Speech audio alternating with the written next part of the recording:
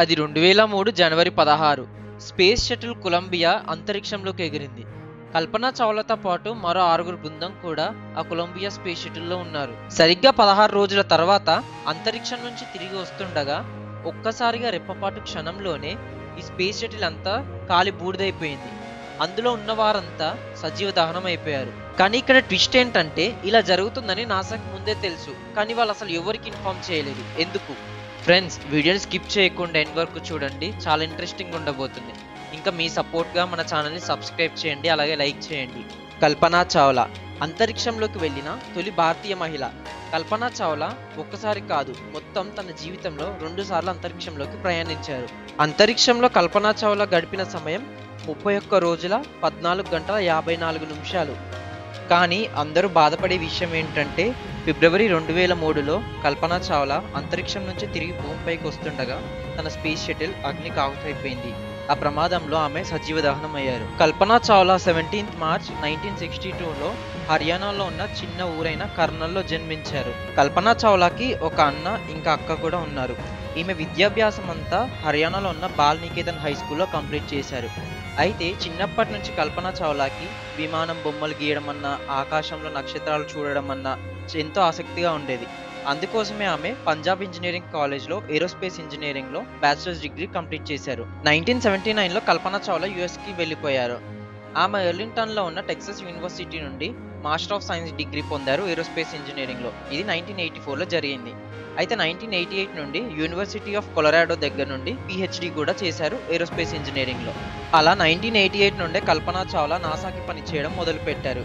అయితే ఏప్రిల్ 1991లో కల్పనా చావ్లాకి US citizenship కూడా వచ్చింది. అలా నాసాలో చిన్నగా తన ప్రయాణాన్ని మొదలుపెట్టారు కల్పనా చావ్లా. తన కృషి పట్టుదలతో ఎంతో ఉన్నత స్థాయికి చేరారు కల్పనా చావ్లా. ఈ పట్టుదల వలనే ఆమె స్పేస్ మిషన్కి కూడా ఎంపికయ్యారు. అయితే 2 మే 1997న నాసా ఒక స్పేస్ ప్రోగ్రామ్ని లాంచ్ చేసింది. దీంట్లో కల్పనా చావ్లాతో పాటు ఇంకో 6 మంది బృందాన్ని అంతరిక్షంలోకి పంపారు. ఈ స్పేస్ షటిల్ని కొలంబియా నుంచి లాంచ్ చేశారు. అయితే ఇక్కడ గమనించవలసిన విషయం ఏంటంటే, కల్పనా చావ్లాకి ఇది మొదటి మిషన్. ఈ మొదటి మిషన్లో ఆమె అంతరిక్షంలో సుమారు 15 రోజుల 12 గంటల పాటు అంతరిక్షంలో ప్రయాణించారు. అలా ఈ మిషన్లో భాగంగా కల్పనా చావ్లాను మిషన్ స్పెషలిస్ట్ మరియు రోబోటిక్ ఆపరేటర్ రోల్లో పంపించారు. అలా తన వర్క్ ఇంప్రెస్ అయిన నాసా రెండోసారి కూడా కల్పనా చావ్లాని స్పేస్లోకి పంపించాలనుకుంది. అయితే 2001లో కల్పనా చావ్లాని మరోసారి స్పేస్లోకి పంపించాలనుకున్నారు. 11 జనవరి 2001న స్పేస్ షటిల్ని లాంచ్ చేద్దామని ఒక డేట్ డిసైడ్ చేశారు నాసా. అయితే టెక్నికల్ ఇష్యూస్ ఇంకా స్పేస్ షటిల్లో కొన్ని క్రాక్స్ రావడం వలన ఈ మిషన్ని పోస్ట్పోన్ చేశారు. అలా 1 కాదు 2 కాదు, మొత్తం 18 సార్లు ఈ మిషన్ని పోస్ట్పోన్ చేశారు. అలా 16 జనవరి 2003న ఈ స్పేస్ షటిల్ని లాంచ్ చేశారు.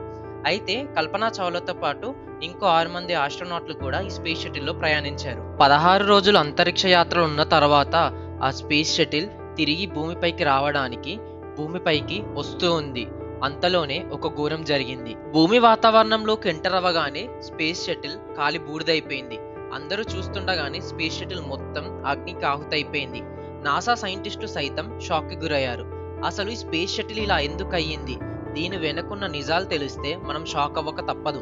అందరూ చూస్తుండగానే స్పేస్ షటిల్తో పాటు 6 ఆస్ట్రోనాట్స్ ఇంకా కల్పనా చావ్లా బాడీ పార్ట్స్ అన్ని టెక్సస్లో పడిపోయాయి. అందరూ ఇది ఒక ప్రమాదమే అని అనుకున్నారు. కానీ ఇక్కడ గమనిస్తే ఇది ప్రమాదమే కాదు, దీని వెనక మానవ తప్పిదం కూడా ఉంది. జనవరి 16, 2003 నాసా చేసిన ఒక చిన్న తప్పు వల్ల కల్పనా చావ్లాతో పాటు ఇంకో 6 ఆస్ట్రోనాట్స్ ప్రాణాలు అక్కడికక్కడే గాల్లో కలిసిపోయాయి.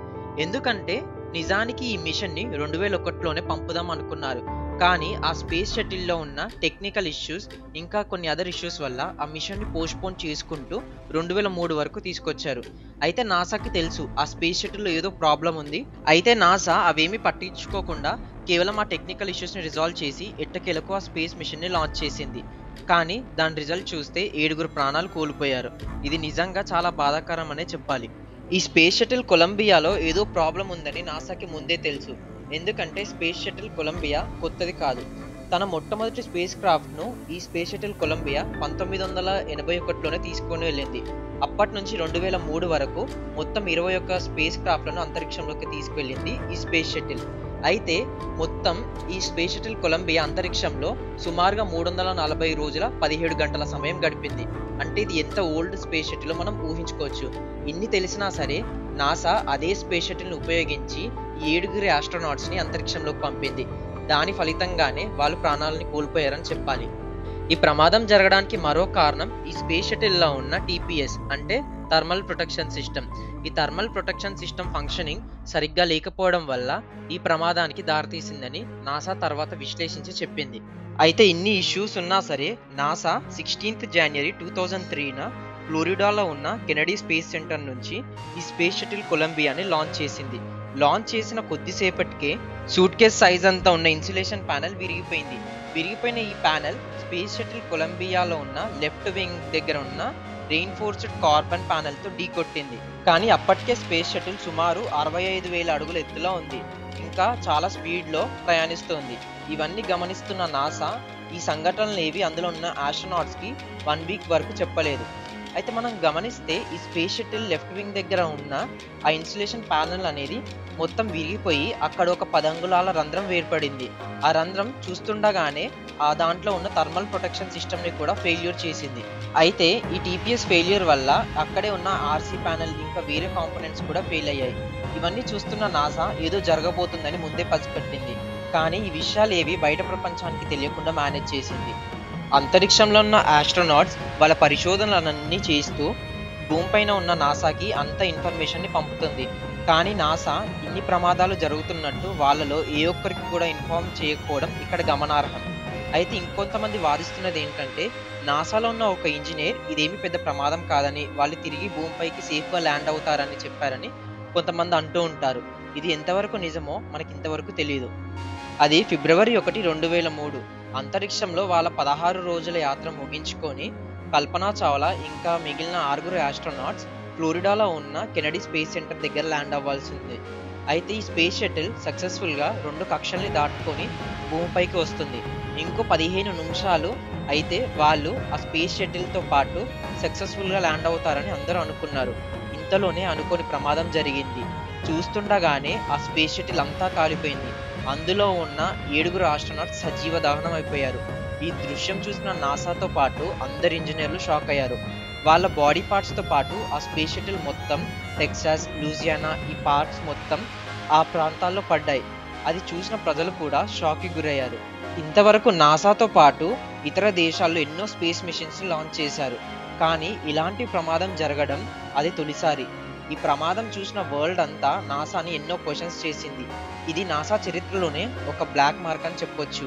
అయితే ఇక్కడ గమనించవలసిన విషయం ఏంటంటే నాసా ఇన్ని తెలిసినా సరే ఆ 7 ప్రాణాలని కాపాడే అవకాశం అప్పటికీ ఉందని ఎంతో మంది అంటున్నారు.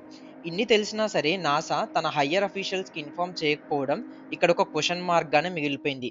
కొంతమంది చెప్తున్నది ఏంటంటే నాసా అప్పట్లో చాలా ఫైనాన్షియల్ లాసెస్ ని ఎదుర్కొంటుందని, వాళ్ళని తిరిగి ఆ స్పేస్ షటిల్ నుంచి బయటికి తీసుకొని రావడానికి ఎంతో ఖర్చు అవుతుందని, అందుకే వాళ్ళు అలా వదిలేశారని కొంతమంది వాదిస్తున్నారు. ఏదేమైనా సరే ప్రపంచ చరిత్రలోనే ఇదొక మర్చిపోలేని సంఘటన అని చెప్పాలి. అదే కాకుండా భారత సంతతికి చెందిన ఒక యువతి ఇంత ఉన్నత శిఖరాలను ఎదుర్కోవడం మన దేశానికి ఎంతో గర్వకారణం అని చెప్పాలి. సో ఇది ఫ్రెండ్స్ కల్పనా చావ్లా పైన వీడియో. ఈ వీడియో కనుక మీకు నచ్చినట్లయితే మన ఛానల్ నవీన్ దేవరకొండ టాక్ ని సబ్స్క్రైబ్ చేయండి.